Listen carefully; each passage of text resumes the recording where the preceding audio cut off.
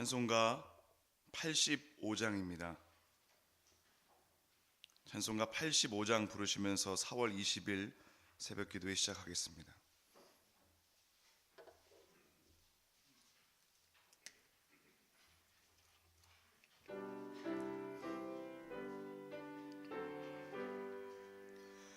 구주를 생각만 해도 이렇게 좋거든.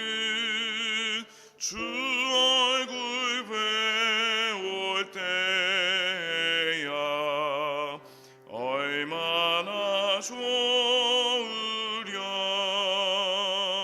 만민의 구주 예수의 귀하신 이름은 천지에 있는 이름 중 비할 데 없도다. 참 회개하는 자에게 소망이 되시고 구하고 찾는 자에게 기쁨이 되신다. 예수의 넓은 사랑을 어찌 다 말하랴. 주 사랑 받은 사람만 그 사랑 알도다.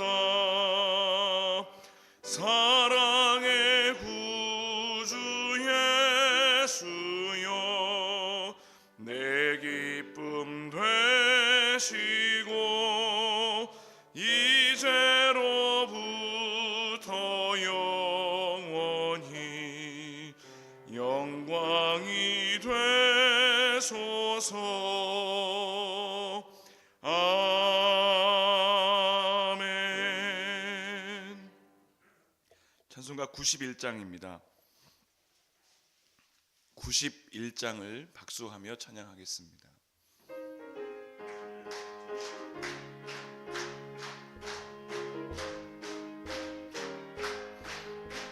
슬픈 마음 있는 사람 예수 이름 믿으며 영원토록 변함없는 기쁜 마음 얻으리. 예수의 이름은 세상의 소망이요 예수의 이름은 전국의 기쁨이세. 거룩하신 주의 이름 너의 방패 삼으라. 환난 시험 당할 때에 주께 기도드려라. 예수의 이름은 세상의 소망이요 예수의 이름은 전국의 기쁨일세. 존귀하신 주의 이름 우리 기쁨 되도다. 주의 품에 안길 때에 기뻐 찬송 부르리. 예수의 이름은 세상의 소망이요 예수의 이름은 전국의 기쁨이세. 우리 갈 길 나간 후에 보좌 앞에 나아가 왕의 왕께 경배하며 면류관을 드리리. 예수의 이름은 세상의 소망이요 예수의 이름은 전국의 기쁨이세. 아멘. 오늘 말씀은 사무엘상 23장입니다. 사무엘상 23장 말씀 1절부터 29절까지 교독하시고 마지막 29절은 함께 봉독하겠습니다. 사람들이 다윗에게 전하여 이르되 보소서 블레셋 사람이 그일라를 쳐서 그 타작마당을 탈취하더이다 하니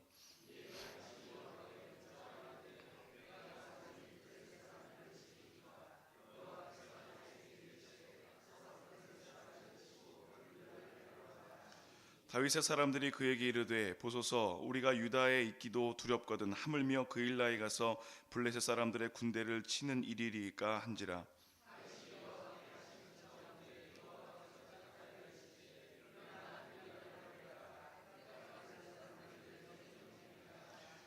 다윗과 그의 사람들이 그일라로 가서 블레셋 사람들과 싸워 그들을 크게 쳐서 죽이고 그들의 가축을 끌어오니라. 다윗이 이와 같이 그일라 주민을 구원하니라.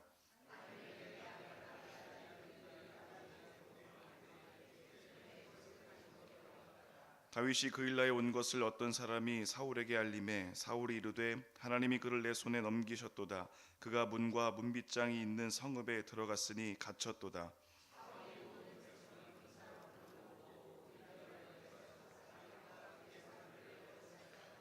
다윗은 사울이 자기를 해하려 하는 음모를 알고 제사장 아비아달에게 이르되 에봇을 이리로 가져오라 하고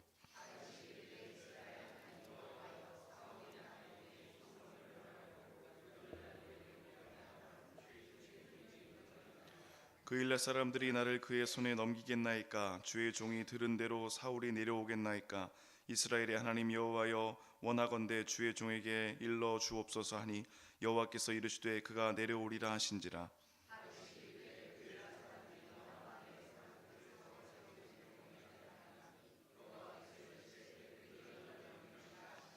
다윗과 그의 사람 600명 가량이 일어나 그일라를 떠나서 갈 수 있는 곳으로 갔더니 다윗이 그일라에서 피한 것을 어떤 사람이 사울에게 말하매 사울이 가기를 그치니라.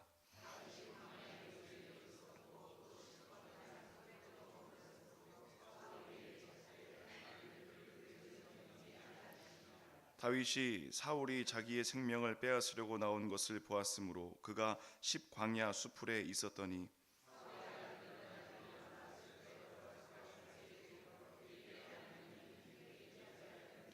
곧 요나단이 그에게 이르기를 두려워하지 말라. 내 아버지 사울의 손이 내게 미치지 못할 것이요 너는 이스라엘 왕이 되고 나는 내 다음이 될 것을 내 아버지 사울도 안다 하니라.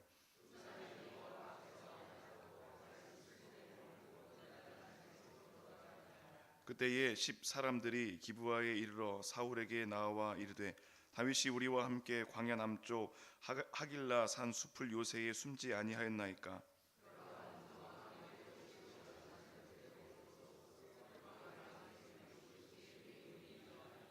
사울이 이르되 너희가 나를 긍휼히 여겼으니 여호와께 복 받기를 원하노라.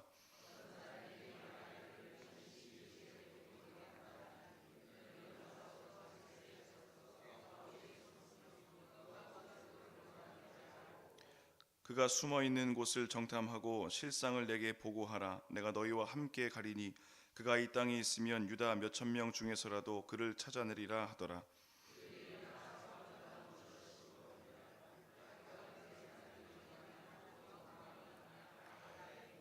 사울과 그의 사람들이 찾으러 온 것을 어떤 사람이 다윗에게 아뢰매 이에 다윗이 바위로 내려가 마온 황무지에 있더니 사울이 듣고 마온 황무지로 다윗을 따라가서는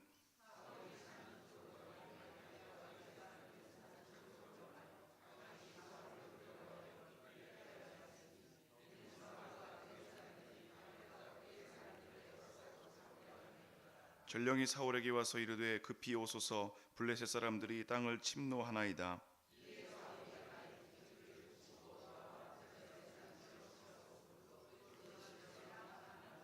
함께 보겠습니다. 다윗이 거기서 올라가서 엔게디 요새에 머무니라. 아멘. 할렐루야.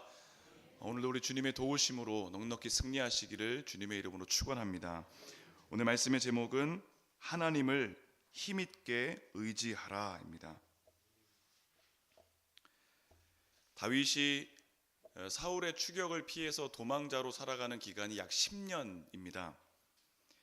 이 기간은 크게 세 시기로 또 구분을 할 수가 있는데요. 첫 번째 기간이 19장부터 22장까지의 말씀입니다. 그리고 두 번째 기간이 오늘 본문부터 시작해서 26장까지가 되고, 그리고 마지막 기간이 27장으로 구분을 할 수가 있습니다. 다윗이 도피 생활을 하면서 첫 번째 기간과 두 번째 기간에 가장 큰 차이점이 있다면, 첫 번째 기간에서는 사울에 대한 인간적인 두려움이 너무나 자주 그의 삶에서 외형적으로 드러났습니다.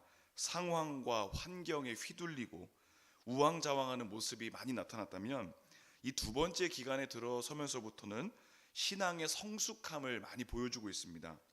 우리가 나중에도 살펴보겠지만 자신을 배신한 사람들까지도 용서할 줄 아는 그런 넓은 마음을 소유하게 됐고, 그리고 사울의 목숨까지도 두 번이나 살려줄 줄 아는 그런 마음을 지니게 되었습니다.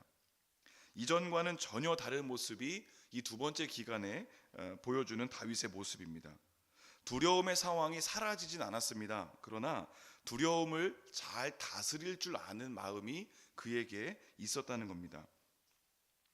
오늘 본문은 세 개의 단락으로 구분할 수가 있겠습니다. 첫 번째 단락은 1절부터 5절입니다.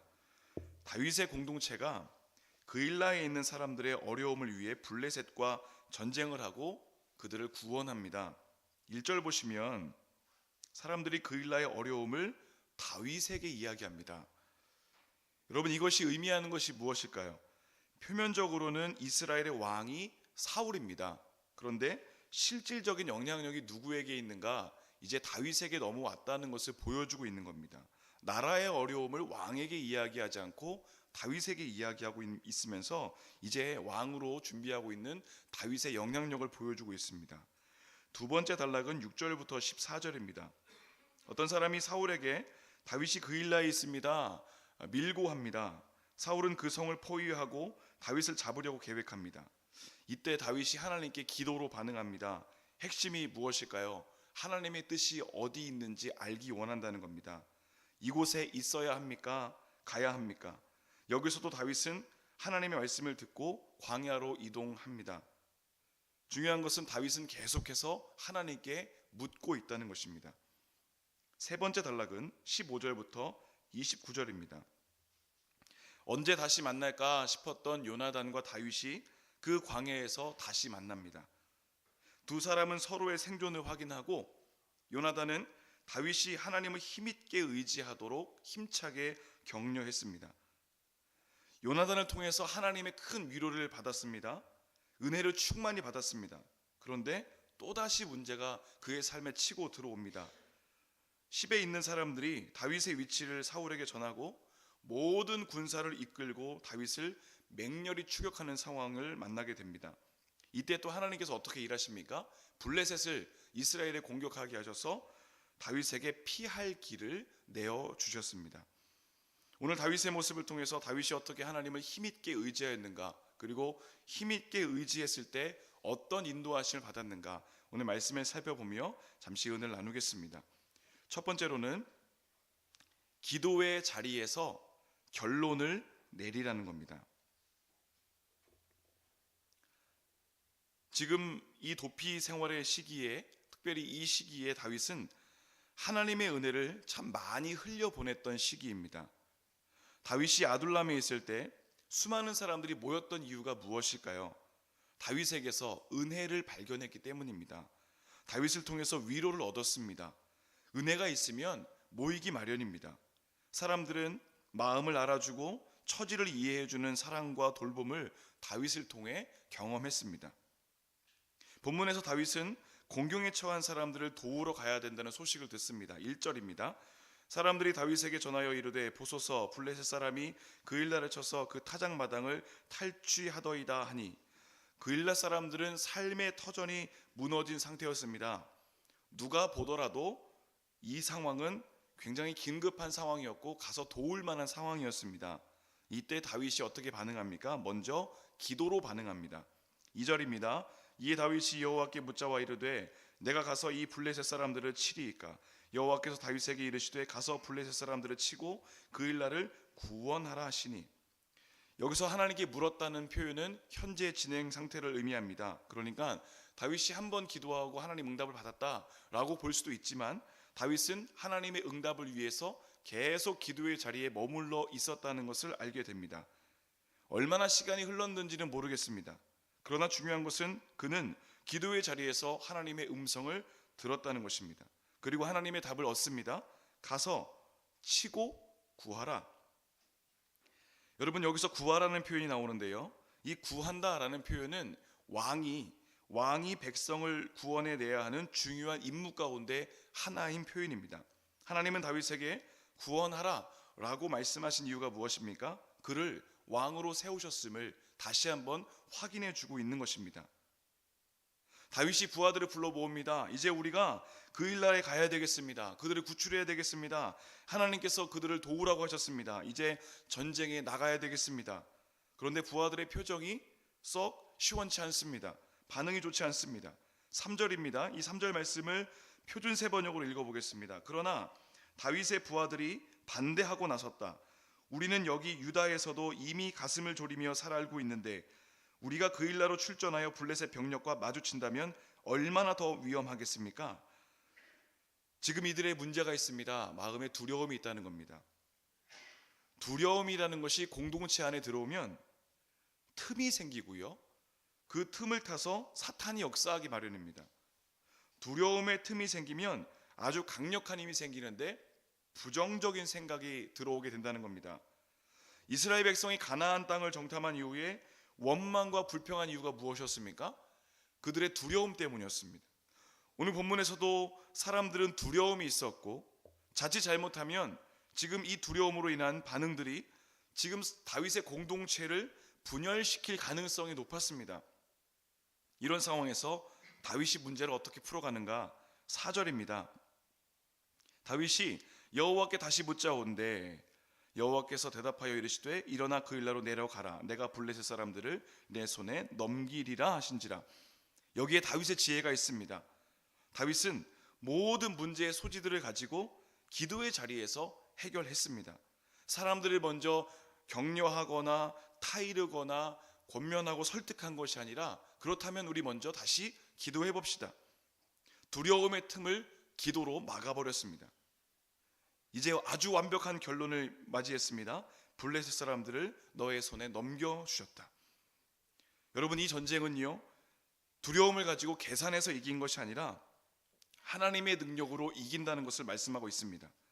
예수님이 베푸신 오병이어도 계산으로 일어난 것이 아니라 예수님의 능력으로 일어났던 것을 보게 됩니다. 5절 말씀 보겠습니다. 다윗이 그의 사람들이 그 일나로 가서 블레셋 사람들과 싸워 그들을 크게 쳐서 죽이고 그들의 가축을 끌어오니라. 다윗이 이와 같이 그 일나 주민을 구원하였다. 사람의 계산으로는 이룰 수 없는 승리입니다.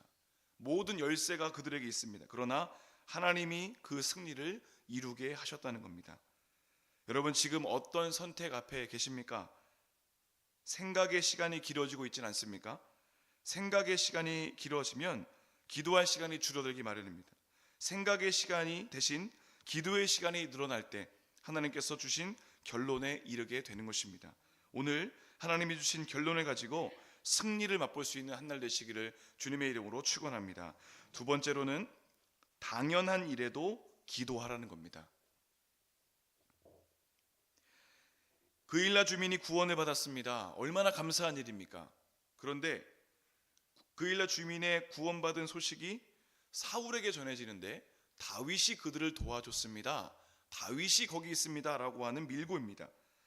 7절 말씀 보시면 7절 전반절에서 다윗이 그 일나에 온 것을 어떤 사람이 사울에게 알립니다. 다윗은 선한 마음이 있었습니다. 그리고 하나님께 응답받고 움직였습니다. 기도하면서 사람들을 격려하고 목숨 걸고 힘써 싸웠습니다. 그런데 사울이 모든 백성을 군사로 거닐고 다윗의 생명을 빼앗기 위해 그 일날을 포위하려 한다는 소식을 듣습니다. 여러분, 어떤 마음이겠습니까?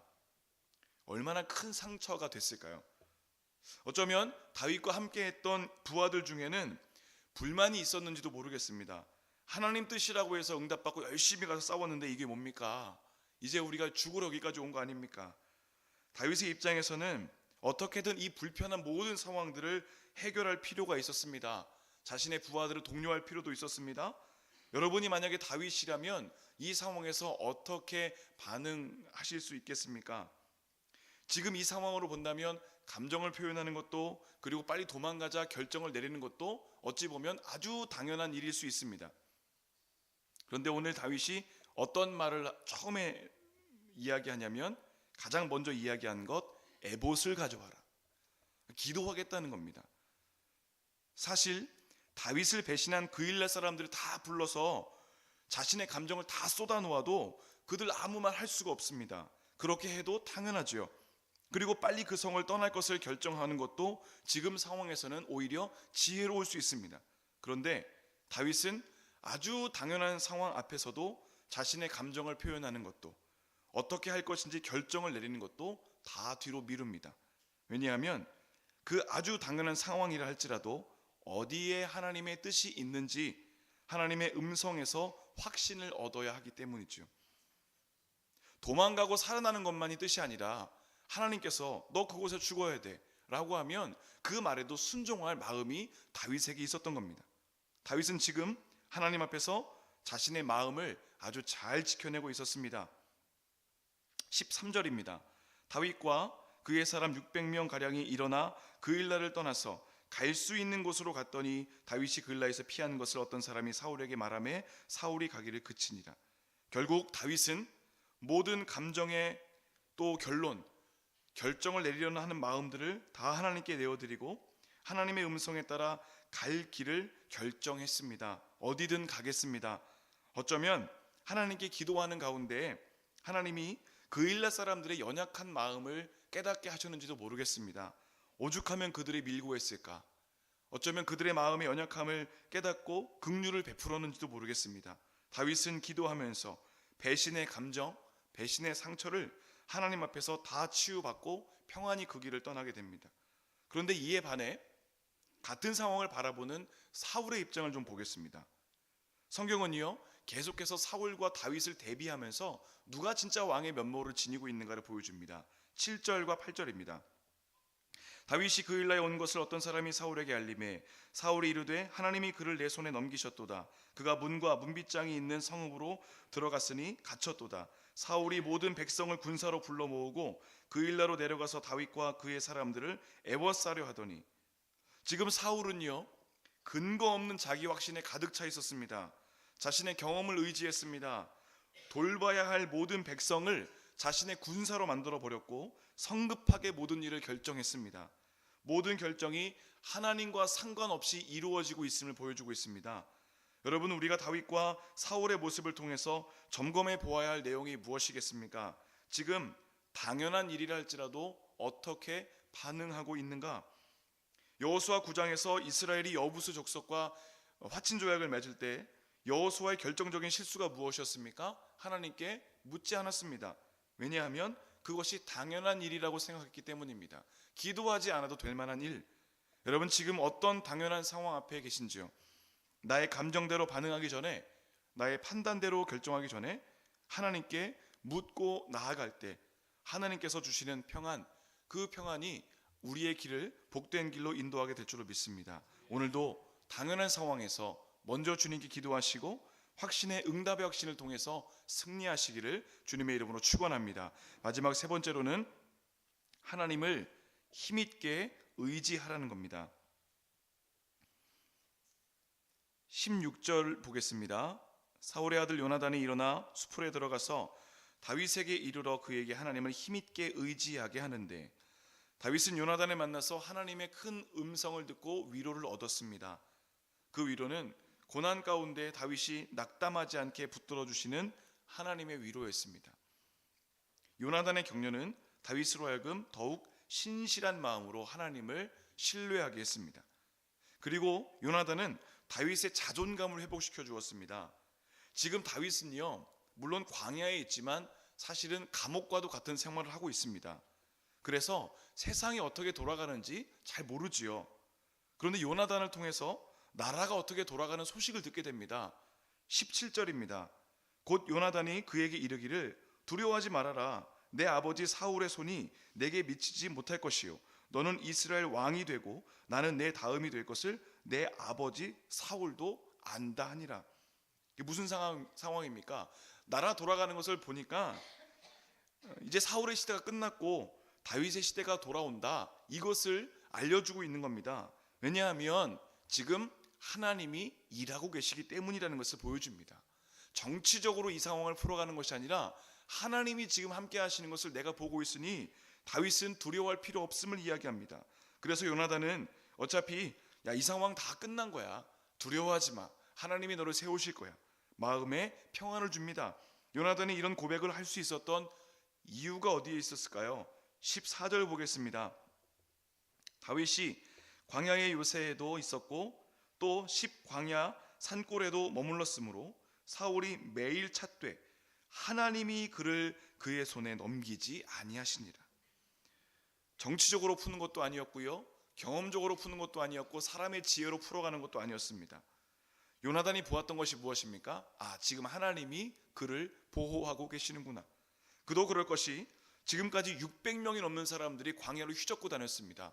그럼에도 불구하고 다윗은 하나님의 보호하심이 있었기에 사울의 추격에서도 자유할 수 있었던 것입니다. 그가 안전할 수 있었던 유일한 이유, 하나님의 보호하심, 전적인 보호하심이 있었던 것입니다. 요나단은 다윗에게 이 사실을 알려주고 영적인 자존감을 회복시켜 주었습니다. 27절과 28절 보겠습니다. 다윗이 아주 위급한 상황을 만납니다. 사울에게 붙잡힐 수밖에 없는 그 상황을 만날 때에 전령이 사울에게 와서 말합니다. 급히 오소서, 블레셋 사람들이 땅을 침노하나이다. 이에 사울이 다윗 뒤쪽 길을 그치고 돌아와 블레셋 사람들을 치러 갔으므로 그곳을 셀라 하마느 곳이라 칭하니라. 사울의 추격이 막바지에 이르러서 손앞에 있습니다. 코앞에 있는 다윗을 잡으려 하는 그때에 하나님의 역사하신 보호하심으로 하나님이 다윗에게 피할 길을 주셨습니다. 다윗이 하나님을 힘있게 의지해야 할 이유가 여기에 있었던 것입니다. 하나님의 손을 꼭 붙잡을 때 하나님께서 그의 생명을 보호하시기 때문입니다. 여러분, 지금 우리는 무엇을 힘있게 의지하고 있나요? 의지할 것이 얼마나 많이 있습니까? 그런데 진짜 그것이 우리를 영원한 생명으로 이끌어주고 있는가? 우리를 진정 보호해주고 있는가? 진정 우리에게 평안을 주고 있는가? 그것에서 답을 얻을 수 있습니까?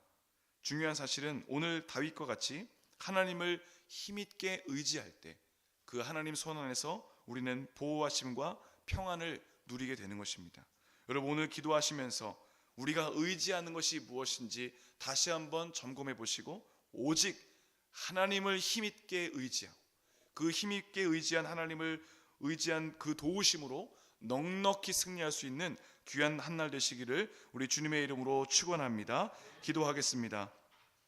찾고 구하는 자에게 응답하시는 주님 감사합니다.